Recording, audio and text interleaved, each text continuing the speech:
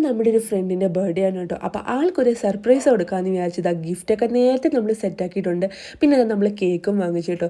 സത്യം പറഞ്ഞാൽ ആളൊരു ജിം ട്രെയിനർ ആയതുകൊണ്ട് തന്നെ കേക്ക് വേണമെന്നൊക്കെ നമ്മൾ കുറേ അധികം ചിന്തിച്ചെങ്കിലും ഒരു ബർത്ത്ഡേക്ക് കേക്കൊക്കെ ഇല്ലാതെ എന്ത് രസമല്ലേ. അങ്ങനെ നമ്മൾ കേക്ക് സെറ്റ് ചെയ്ത് ഗിഫ്റ്റും എല്ലാം സെറ്റ് ചെയ്ത് നേരെ ജിമ്മിലേക്ക് വിട്ടു. ഇന്ന് സാറ്റർഡേ ആണ്. അതണങ്ങനെ സമയം ഏകദേശം 12 മണി ആയിട്ടുണ്ട്.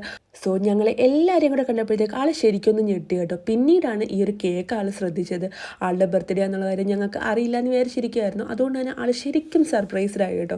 ശരിക്കും പറഞ്ഞാൽ സാറ്റർഡേ ഞങ്ങൾ ഈ വഴിക്ക് പോലും വരാറില്ല. അതുകൊണ്ട് ഞങ്ങളെ പെട്ടെന്ന് എല്ലാവരെയും കൂടെ കണ്ടപ്പോഴത്തേക്ക് ആൾക്ക് ചെറിയ ഡൗട്ടൊക്കെ തോന്നി. എന്നാലും അതൊരു ബർത്ത്ഡേ സർപ്രൈസ് ആവുമെന്ന് ആൾ ഒരിക്കലും വിചാരിച്ചില്ല കേട്ടോ. എന്താണെങ്കിലും കേക്കൊക്കെ കൊണ്ടുവന്നത് നമ്മൾ കേക്കൊക്കെ കട്ട് ചെയ്യാൻ പോകാൻ കേട്ടോ.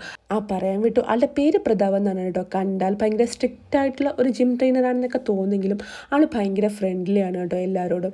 പിന്നെ കേക്ക് കട്ട് ചെയ്യുമ്പോൾ പണ്ട് മുതലുള്ളൊരു ആചാരമാണല്ലോ നമ്മുടെ ബർത്ത്ഡേ സോങ് ഇടുക എന്നുള്ളത്. അങ്ങനത്തെ ബർത്ത്ഡേ സോങ് ഒക്കെ ഇട്ട് നമ്മളിതാ കേക്കൊക്കെ അങ്ങ് കട്ട് ചെയ്ത് നട്ടുച്ച ആയതുകൊണ്ട് തന്നെ എല്ലാവരും തന്നെ ജിമ്മൊക്കെ കഴിഞ്ഞ് വീട്ടിൽ പോയിരുന്നു. നമ്മൾ കുറച്ച് പേര് മാത്രമേ ഉള്ളായിരുന്നു കേട്ടോ. അങ്ങനെ നമ്മൾ കുറച്ച് പേര് ചേർന്നത് അടിപൊളിയായിട്ട് പ്രതാപിൻ്റെ ബർത്ത്ഡേ അങ്ങ് സെലിബ്രേറ്റ് ചെയ്തു കേട്ടോ.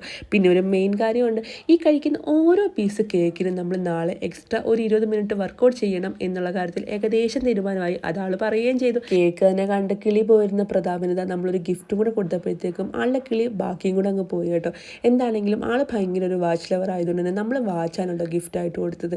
ശരിക്കും പറഞ്ഞാൽ ആൾ ശരിക്കും സർപ്രൈസ്ഡായി. എന്താണെങ്കിലും ഇതുപോലെ നമുക്ക് അൺഎക്സ്പെക്റ്റഡ് ആയിട്ട് കിട്ടുന്ന ഓരോ ഗിഫ്റ്റുകളും അതിപ്പോൾ എത്ര വലുതാണെങ്കിലും അതിപ്പോൾ എത്ര ചെറുതാണെങ്കിലും നമുക്കത് സ്പെഷ്യൽ ആയിരിക്കും അല്ലേ. അങ്ങനെ നമ്മൾ സെലിബ്രേഷനൊക്കെ കഴിഞ്ഞപ്പോഴത്തേക്കാണ് കേട്ടോ എൻ്റെ യൂട്യൂബിൽ ഇത് ലൈക്കും ഷെയറൊക്കെ പറയാനായിട്ട് എനിക്കൊരു പുതിയ യൂട്യൂബ് പാർട്ട്ണറേയും കൂടെ കിട്ടിയിട്ടുണ്ട് കേട്ടോ. Like, share, subscribe.